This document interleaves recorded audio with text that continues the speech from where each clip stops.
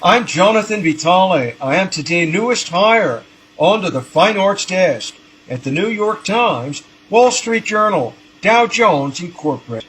This lovely artwork corroborating the strong sentiment across the United States of America that the Twin Towers still stand and would prove by empiricism that this is so.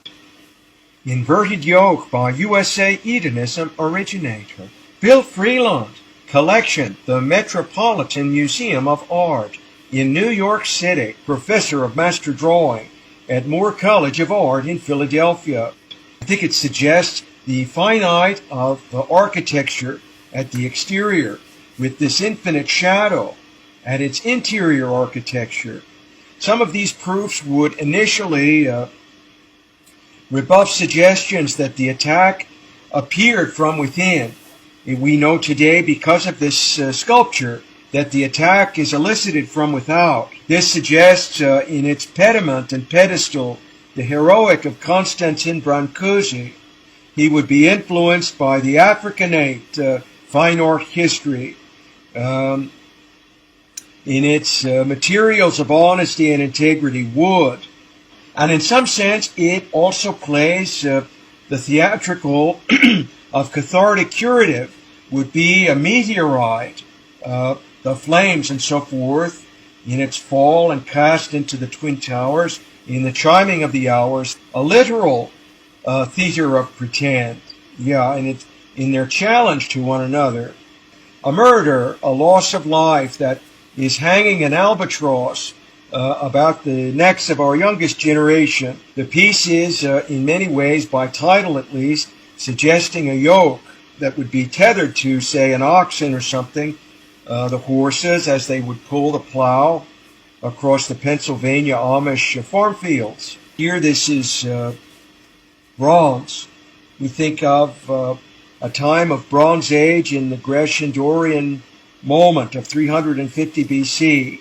We went bronze in our choice of material for the statues based on an effort towards vandalism, iconoclastic destruction, making fragments of the statuary in marble. The bronze seemed to defy a group that was prior to the Bronze Age, located in the Iron Lore. Inverted Yoke by USA Edenism Originator. Bill Freeland.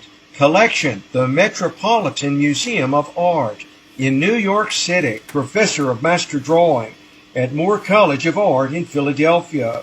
He enjoys say that the handmade object, the process of work and ritual, frightens those whom are at the conceptual, lacking a day's healthy work and labor, joy in the agrarian manual traditions that he feels comes about in the growing as a fine artist. He feels artwork requires labor in order to create enough narrative and meaning, food, intellectual food for an audience.